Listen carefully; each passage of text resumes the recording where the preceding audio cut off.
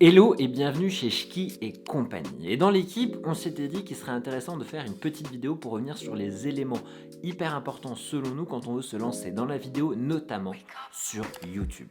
Et le premier, c'est l'histoire.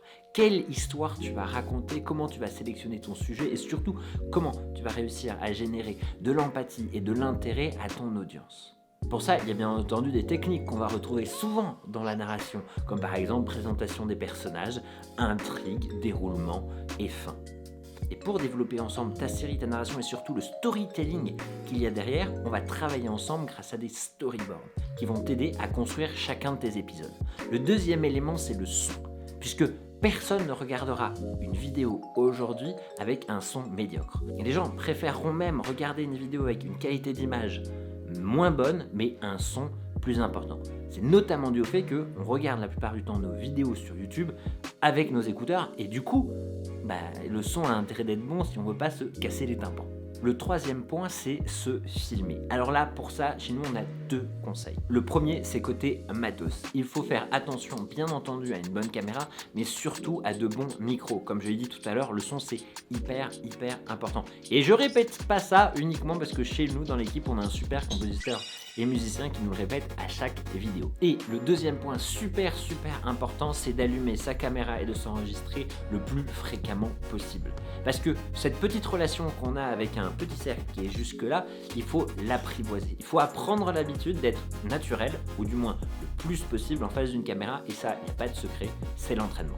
Maintenant que tu t'es filmé, il faut passer à l'étape montage, puisque c'est là aussi qu'on va écrire l'histoire.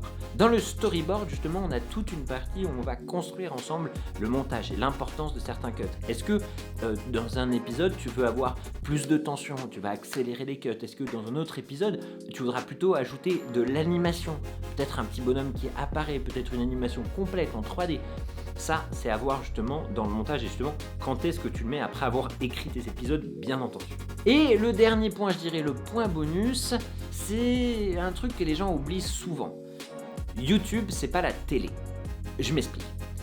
YouTube, c'est un réseau social et du coup, il faut créer de l'interaction. Quand on crée son émission, quand on crée ses épisodes, sa série, il faut le plus possible intégrer dans ces épisodes de l'interaction avec son public pour qu'il soit engagé à regarder vos épisodes, mais également à les commenter, à les échanger et à rentrer en contact directement avec vous. Si tu es passionné de quelque chose et que tu souhaites le transmettre par la vidéo ou que tu as une entreprise, une TPE, une start-up qui veut communiquer en passant au-delà de la publicité, au travers de la vidéo, d'émissions ou de séries, chez Schki et compagnie, on sera ravis de t'aider à construire ta création originale, que ce soit une série ou une émission sur YouTube. Alors, n'hésite pas à aller voir toutes les petites références qu'on vous a mises sur le site si tu regardes cette vidéo sur le site ou directement dans le lien si tu es sur YouTube. Je te remercie d'avoir regardé cette vidéo jusqu'au bout et je te dis à très bientôt. Ciao!